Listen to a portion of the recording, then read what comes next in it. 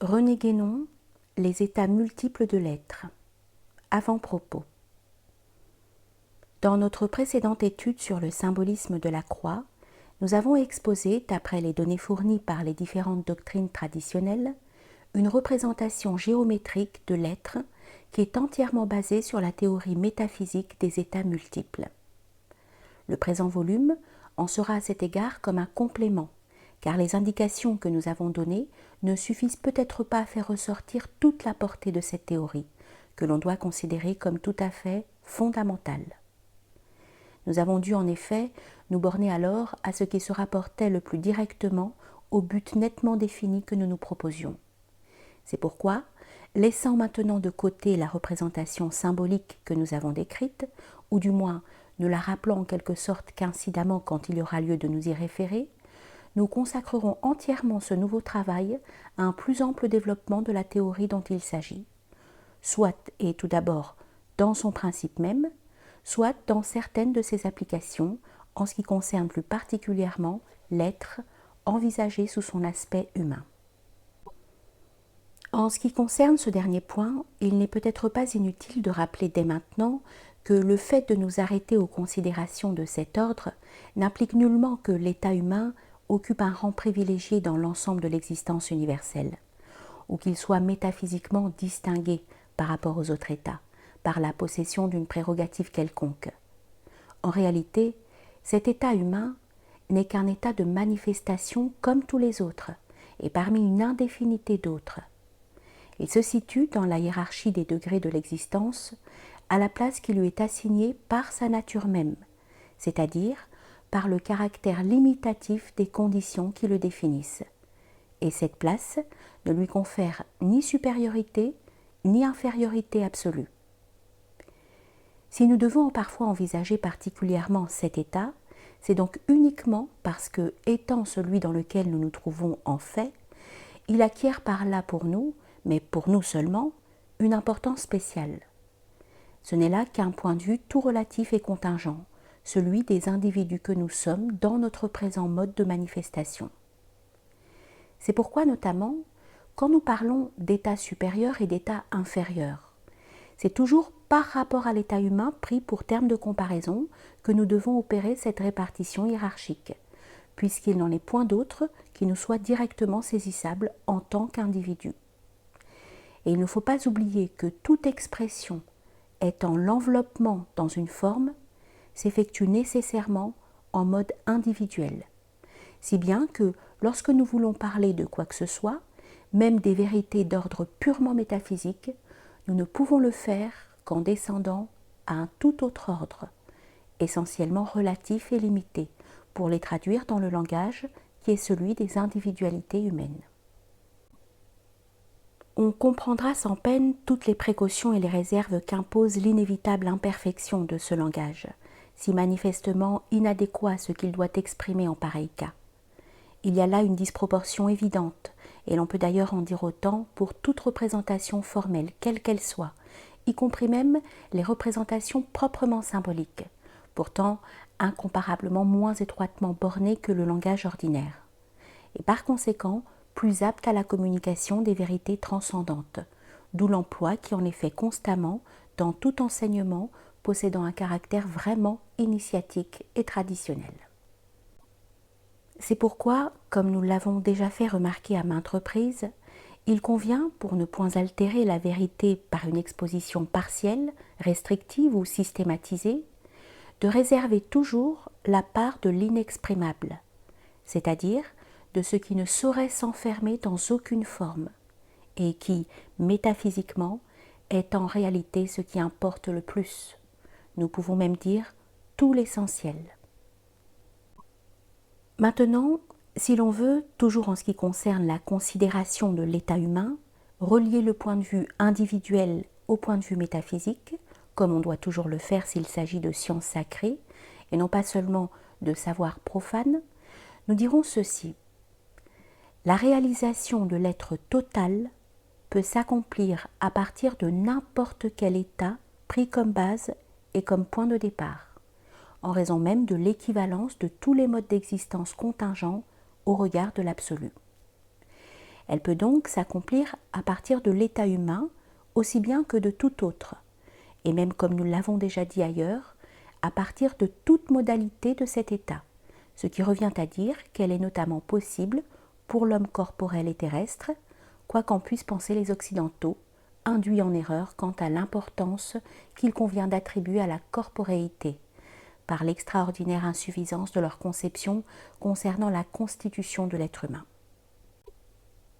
Puisque cet état est celui où nous nous trouvons actuellement, c'est de là que nous devons effectivement partir si nous nous proposons d'atteindre à la réalisation métaphysique à quelque degré que ce soit.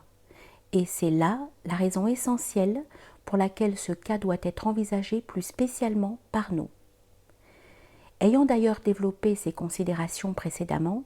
nous n'y insisterons pas davantage, d'autant plus que notre exposé même permettra de mieux les comprendre encore. D'autre part, pour écarter toute confusion possible, nous devons rappeler dès maintenant que lorsque nous parlons des états multiples de l'être, il s'agit non pas d'une simple multiplicité numérique, ou même plus généralement quantitative, mais bien d'une multiplicité d'ordre transcendantal ou véritablement universel, applicable à tous les domaines constituant les différents mondes ou degrés de l'existence, considérés séparément ou dans leur ensemble, donc en dehors et au-delà du domaine spécial du nombre et même de la quantité sous tous ses modes. En effet, la quantité et à plus forte raison le nombre, qui n'est qu'un des modes, à savoir la quantité discontinue,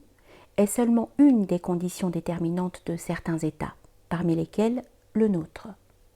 Elle ne saurait donc être transportée à d'autres états, et encore moins être appliquée à l'ensemble des états, qui échappent évidemment à une telle détermination. C'est pourquoi, quand nous parlons à cet égard d'une multitude indéfinie, nous devons toujours avoir bien soin de remarquer que l'indéfinité dont il s'agit dépasse tout nombre, et aussi tout ce à quoi la quantité est plus ou moins directement applicable, comme l'indéfinité spatiale ou temporelle, qui ne relève également que des conditions propres à notre monde.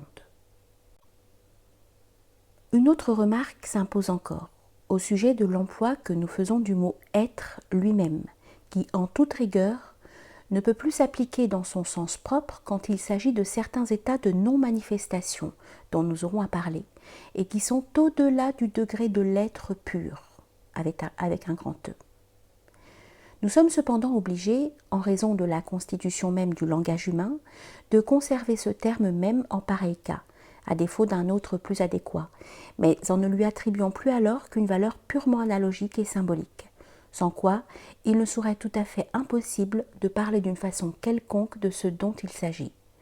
Et c'est là un exemple très net de ces insuffisances d'expression auxquelles nous faisions allusion tout à l'heure. C'est ainsi que nous pourrons, comme nous l'avons déjà fait ailleurs, continuer à parler de l'être total comme étant en même temps manifesté dans certains de ces états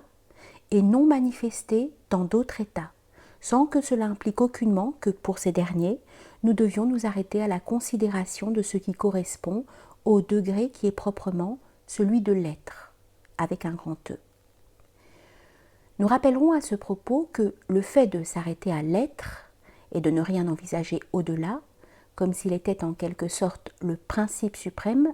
le plus universel de tous, est un des traits caractéristiques de certaines conceptions occidentales de l'Antiquité et du Moyen-Âge,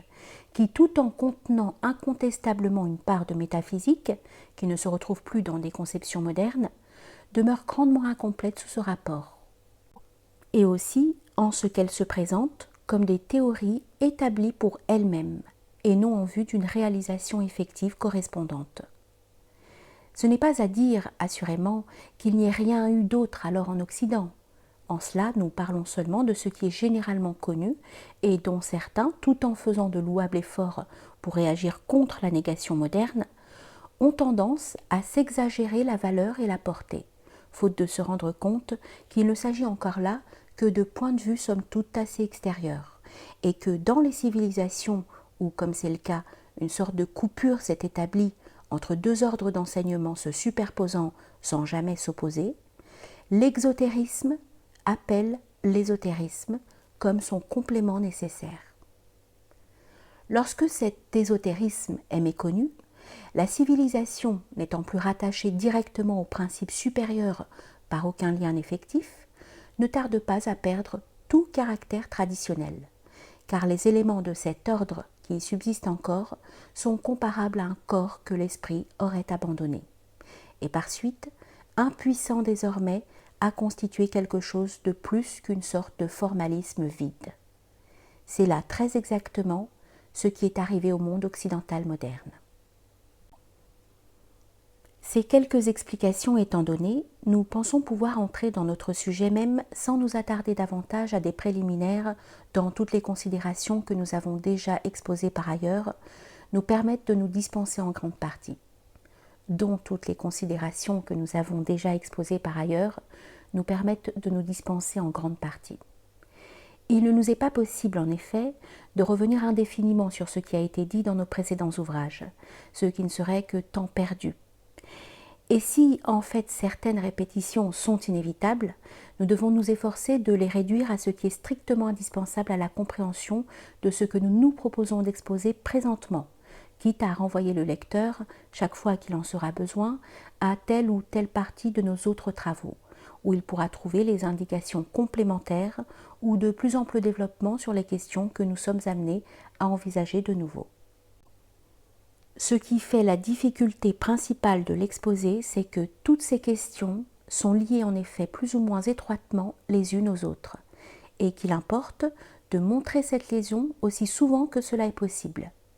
Mais que d'autre part, il n'importe pas moins d'éviter toute apparence de systématisation, c'est-à-dire de limitation incompatible avec la nature même de la doctrine métaphysique, qui doit au contraire ouvrir, à qui est capable de la comprendre et de la sentir, des possibilités de conception non seulement indéfinies, mais nous pouvons le dire sans aucun abus de langage, réellement infinies, comme la vérité totale elle-même.